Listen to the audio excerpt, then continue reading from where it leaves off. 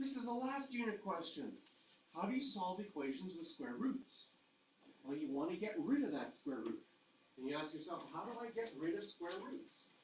I get rid of square roots by squaring.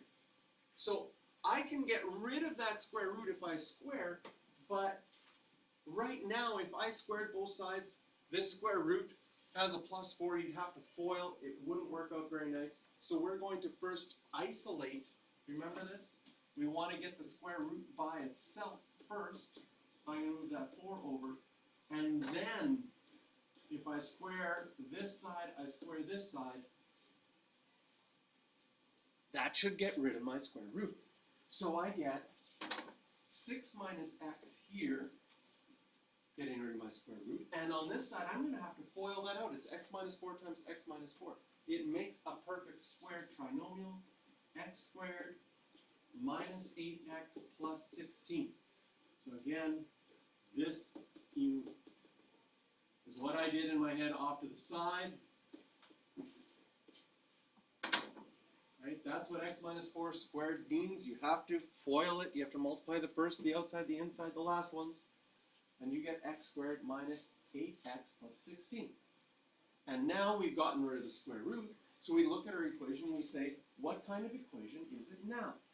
It changed from a radical equation to a quadratic equation. And we ask ourselves, how do I solve quadratic equations?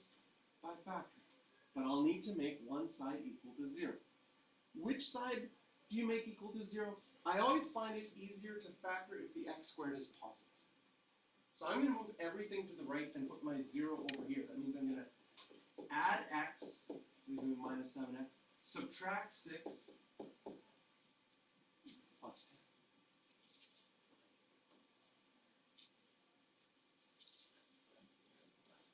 10. Does this one factor nice? That's my first and this is my last. Well, first one is an x squared. Has to be x and x. Okay, I'm going to think about my outside and my inside, making 7. But I'm going to look at my last one, which is 10. 5 and 2 seems to be a good choice. Let's try it. To get a minus 7, they would both have to be negative. And if I multiply negative 5 times negative 2, it does make positive 10. So this is good. And we changed it to multiplying. So we can draw our line and say either, okay, I'll do it one more time. I'm going to write either this one equals 0 or this one equals 0. I was so tempted to just, I think you're getting very close where you're like, yeah, I can see this one's x equals 5. I can see this one's x equals 2. Now, do you remember that with radical equations, you always had to verify?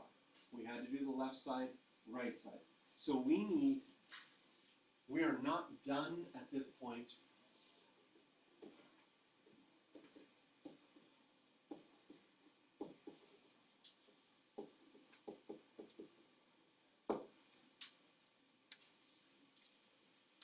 We need to verify these solutions. So, draw a line, go left side, right side. I'm going to verify x equals 5 first. My original equation was the square root of 6 minus x, so I'll plug in 5, plus 4. And on the right-hand side, it was x, so I can plug in 5. Does it work? 6 minus 5 is 1. Square root of 1 is 1. I get 1 plus 1 is... So I can put a check mark under x equals 5 because I checked it and it works. I will also need to verify x equals 2.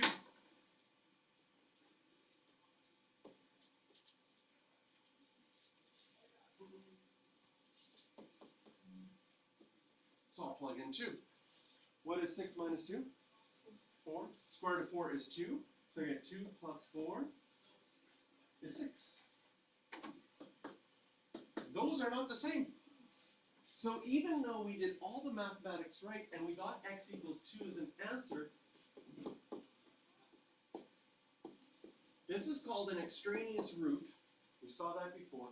An extraneous root because it appears to be an answer that works, but it's just tricking you.